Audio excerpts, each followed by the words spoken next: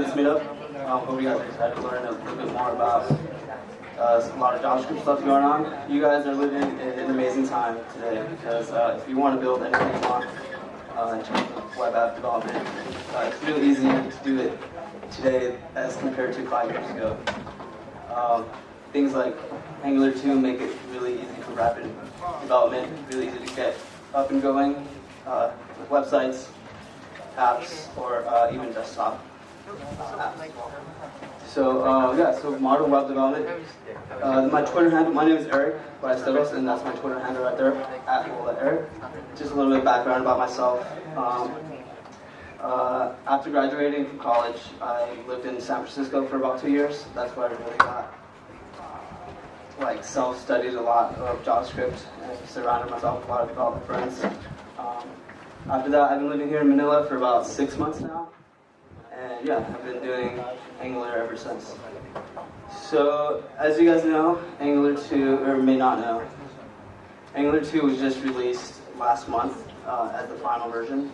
It was under development for about three years or so. The people who make Angular, it's the team that works at Google. So really good team behind Angular and Angular 2. And again, just released last month, final version, but been under development for about 3 years. Okay, so Angular 2 uses the programming language of TypeScript. TypeScript is actually a superset of JavaScript. It was actually developed by Microsoft, believe it or not. And so Google, the team at Google took a good look at this TypeScript, and they were like, well, Angular 1 was built with JavaScript, but when they wanted to make Angular 2, they took a hard look at the benefits of TypeScript, and they realized it actually made development easier to scale and everything more consistent and readable. A little background about TypeScript. The lead architect behind C# and some other people at Microsoft, they helped contribute to the language for TypeScript. And of course, so again, TypeScript, you use it to build it with Angular 2, and it's a superset of JavaScript. Actually, before we continue on, I just want to show you guys real quick.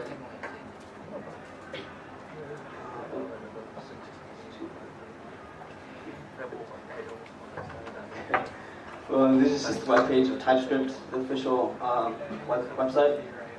So again, if you want to learn more about TypeScript, it's a good place to get started. And of course, there's some other resources I'll give you guys later. So Angular 2 is composed of a lot of things, but basically what you guys need to know if you guys are just starting off, just components, modules, and services. Everything is really compartmentalized and encapsulated within components. So that means you guys can write directives and everything like that within components. Modules are your kind of top level classes. Like as your app becomes more complex and you start to branch off, you want to use more modules to integrate everything. And then you got services, which you handle all your business logic and like all the observable stuff that the previous talk was talking about. We do it in services. And there's some other ones too. But what you guys need to know is components, modules, and services. And some of the special syntax. I'll give you guys a live demo in a minute as well. But some of the special syntax that Angular 2 uses. If you guys are coming from Angular 1 or don't know anything about Angular at all, it's okay. Very specific to Angular 2, you got ng4, which was mentioned previously, and it basically lets you loop over a collection. And DOM reflects those changes for the collection. For example, if you have a collection of an array over an object, you can loop as many times within that object, and it'll be displayed on the site. You have ngIf, another really good one. You can hide DOM elements within your web app or website, depending on a value that you set on the back end. And ngClass, you can style things very dynamically based on the value you have in the TypeScript. Then you got special data binding. Angular is known for the two-way data binding. Angular 2 has it as well, but the syntax, you got the banana syntax, and you have event binding as well. For the data binding, it's basically you're binding between the model view and the front view. And the event binding is really simple, kind of like observables, but Angular has baked in event binding. So for like click events, touch events, drag up or down. All right, and some of the baked-in modules included in Angular 2. You got routing. Previously, before, if you were building anything in Angular, like Angular 1, you would have to use a third-party library to handle a lot of your routing. There's a routing module baked into Angular 2. It's really simple to get started. Forms. As you guys might know, a lot of people interact with forums every day on websites, and Angular 2 makes it really easy to validate some values. I'll show you guys in a minute. And of course, HTTP module that was mentioned previously that integrates all the observables. Again, baked in right into Angular 2. Okay, so some of the development tools for Angular 2. You got the official docs. Angular.io. It's pretty much your best friend if you want to learn anything. There's a lot of resources out there. There's videos, there's blogs, but if you really want to get integrate with the framework, the official docs is the best bet to go. Angular CLI, the Angular command line interface, is a powerful tool to get up and going. It's kind of new. I'll show you guys how to use that in just a minute.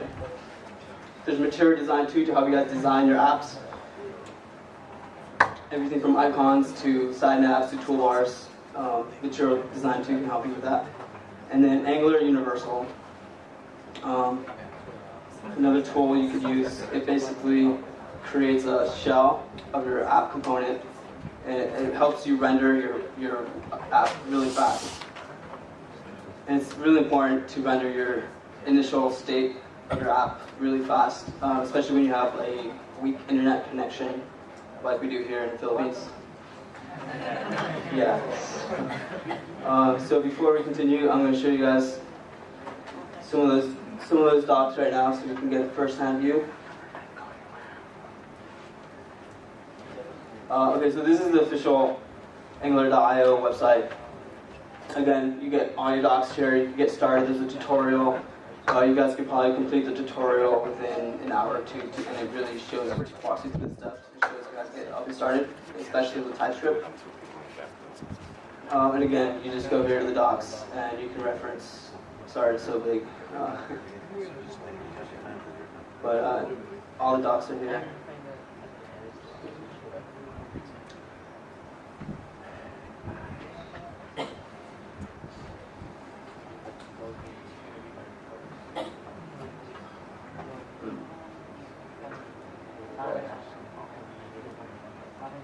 Alright, next I'll show you guys the official Angular CLI website. Angular CLI, it's a command line interface for Angular.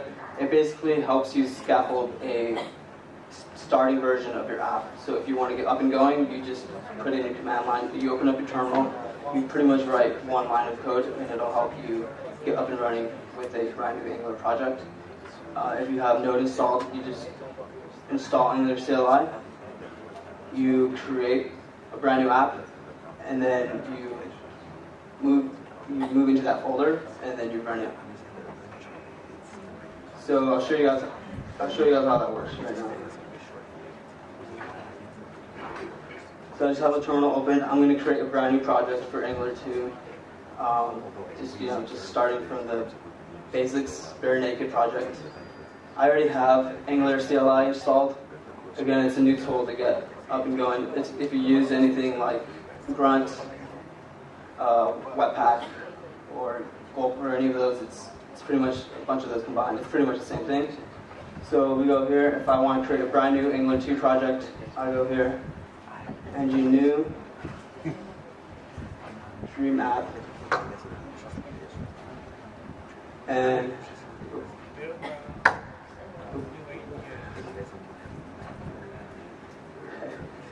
again, I was in the wrong folder. Okay, so I'm in my desktop now. I'm going to create a brand new project called DreamApp.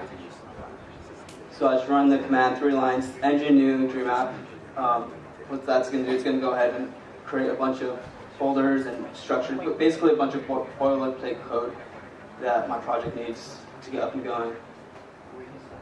I'll run the app as soon as everything is done installing. So again, I'll just download everything. It'll give me a bunch of boilerplate code so that I don't have to go in and do everything manually, file by file.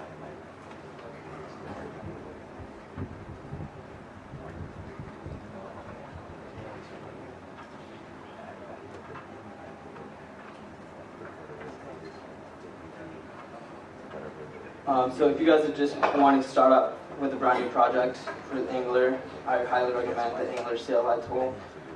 It's pretty much the easiest way, and as you build your app, it's really easy to add components, add modules, add services.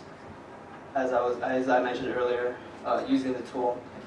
If I wanted to add, for instance, a component, again, you go to the website here, it'll tell you everything you want to know. Let's see if I can move this.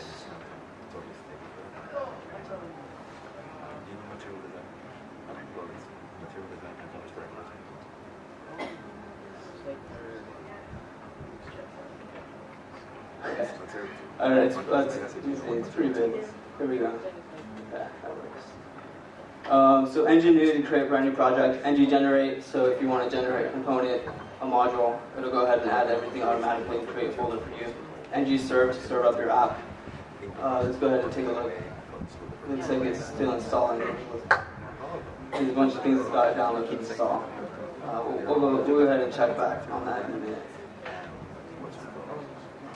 So back to the development tools, we were talking about the Angular CLI, and next is the Material Design 2. Material Design 2 is a project by Google as well. Basically, the standards of design.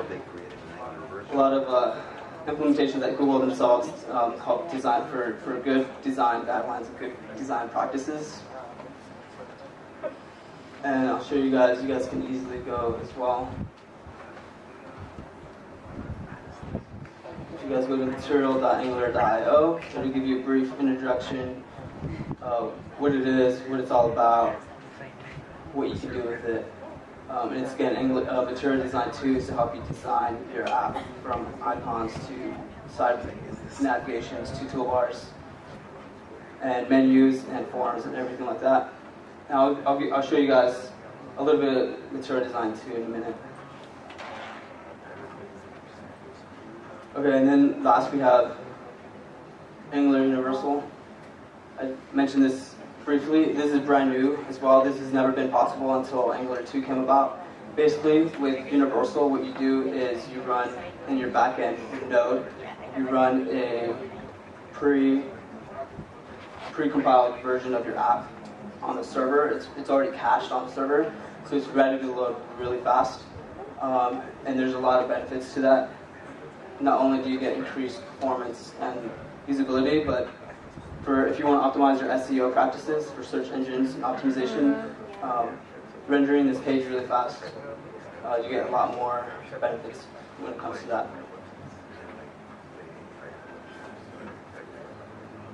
Okay, let's go ahead and check on the installation. Yeah, looks like it finished.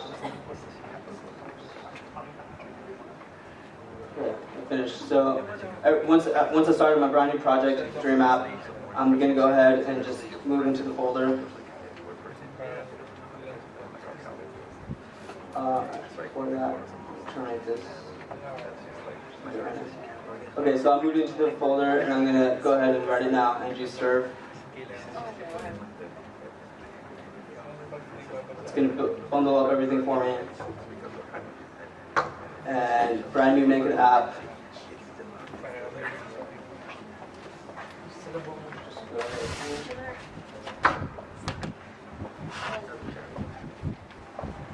And if I travel to my locals, it says app works. So again, and I'll show you guys what the folder structure looks like actually.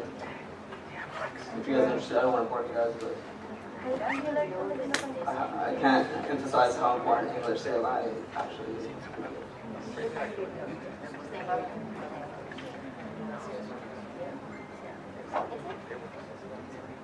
So when I ran the command ng new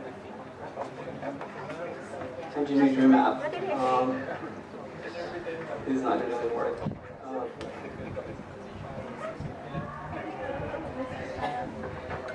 Let's just do this.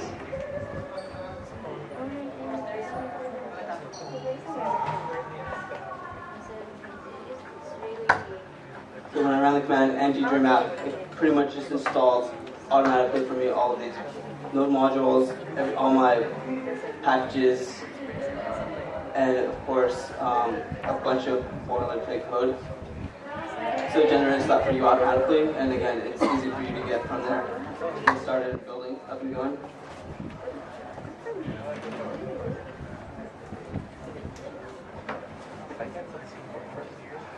Okay, so once you start building some projects, there's a lot of things you can do with Angular 2. Some things you couldn't really do before. I'm sure you guys have heard of Ionic. It's a hybrid framework. Basically, there's Ionic, there's NativeScript, and there's Electron.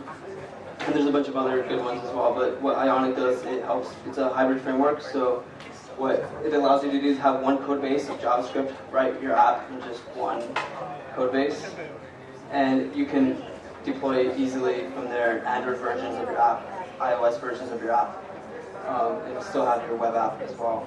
So basically you have one code base, you don't have to have just an iOS code base, you don't have to have an Android, Java code base.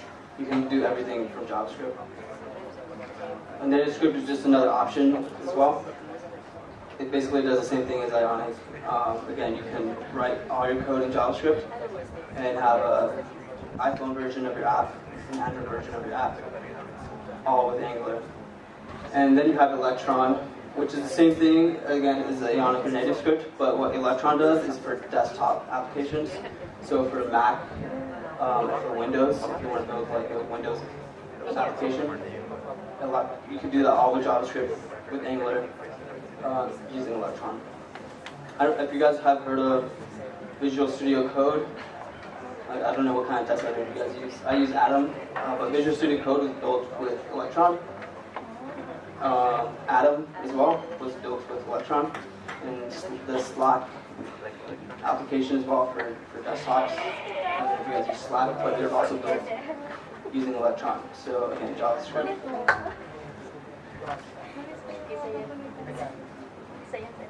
Okay, so that's kind of what you can do right now with Angular 2. Before I get started with my demo, just want to talk a little bit about progressive web apps and the future of web apps and where they're going. Before, they were kind of made fun of for how slow they were. They weren't really viable, but web apps have been increasingly becoming more and more native-like, and it's been getting faster and faster as well, thanks to frameworks like Angular 2. So progressive web apps, pretty soon here you can also do things like offline mode. You can load things really, really fast. Your users can use your app offline as well.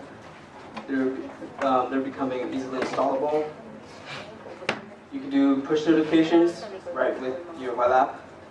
Before, you needed kind of like a native app on the Play Store or App Store to do notifications, to do offline, to do geofencing. But again, with progressive web apps becoming more and more predominant around us, you could do these features. Geofencing as well, and again, you can optimize your SEO a lot better than before.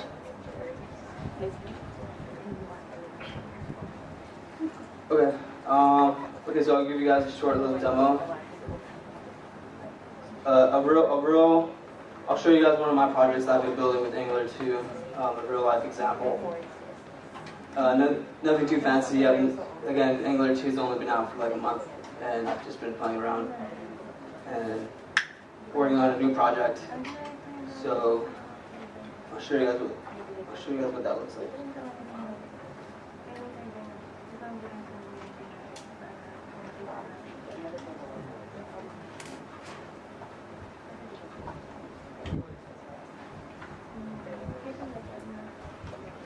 Okay, so the app I'm about to show you guys, I built it using the Angular command line interface tool, the Angular CLI.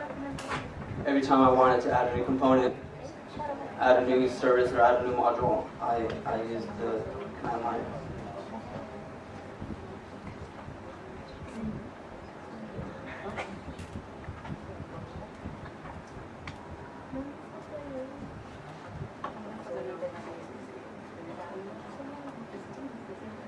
Okay, this is probably going to show up really big.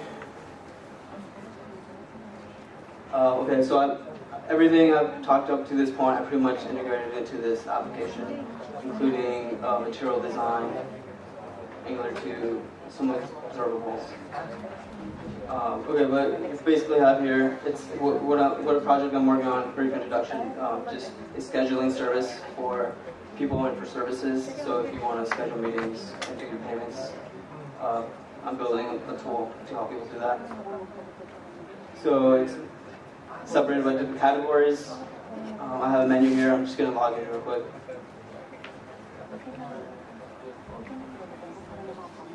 Go ahead and log in.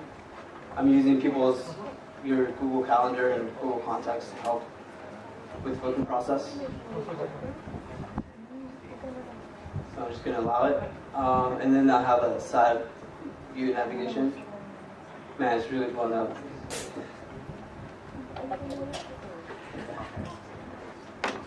So you have a side nav. Again, this is all material design. I'm sure the next talk will go deeper into that. I have you can switch. You notice the animation, and it's on touch as well. As I do a click event or a move event, I programmed it to also animate the ng4 list I have coming in. And these are different clickable events. If I go over here I'll show you guys the form I've been working on. I talked a lot about form validation. So basically just a basic form here. You have category, a service name. It's required, as you can tell. And then down here at the bottom, you can see the form fill up with the values right before I submit it. So if I just want to change my availability, and notice I didn't put a service name in here first, and Angular 2 is really good at detecting any errors I have in my forms. It's really easy to implement, like, hey, you forgot this, go ahead and add that. Like here's telling me title for service is required. So if I just put like you notice the two letters. Notice the error message changed to the title must be longer than 4 characters. But yeah, I'll just put something. Again, just have that submit it. Nothing's working really right now. Again, this is a work in progress that I'm doing.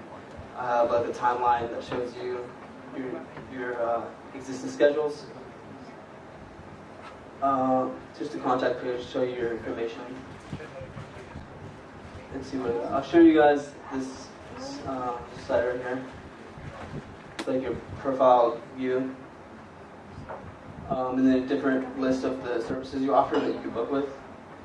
I'll do a live demo with you guys to integrate something right now, but like right now, notice, let's just say I want to learn from this guy, that happens to be me, how to build a progressive web app. If I hit book, nothing shows up. I'm going to go ahead and live demo.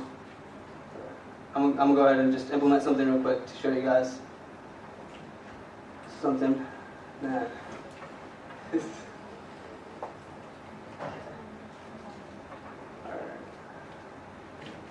Cool, I'm just going to go ahead and add a div here. I'm going to do the ngIf directive.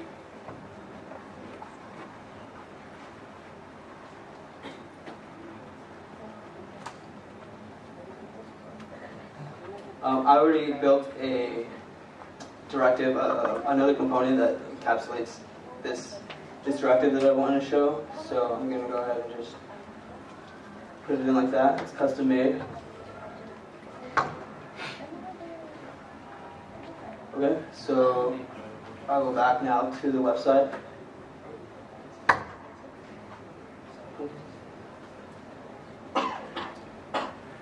Yeah, that's so good. Yeah. And notice now, I integrated that, just one like simple line of code, and now I have this pretty cool little calendar view showing up. I click a date, click a time, and that's pretty much it. That's pretty much what I have you guys to show for you guys right now. Still a work in progress. So, okay, cool. Thanks.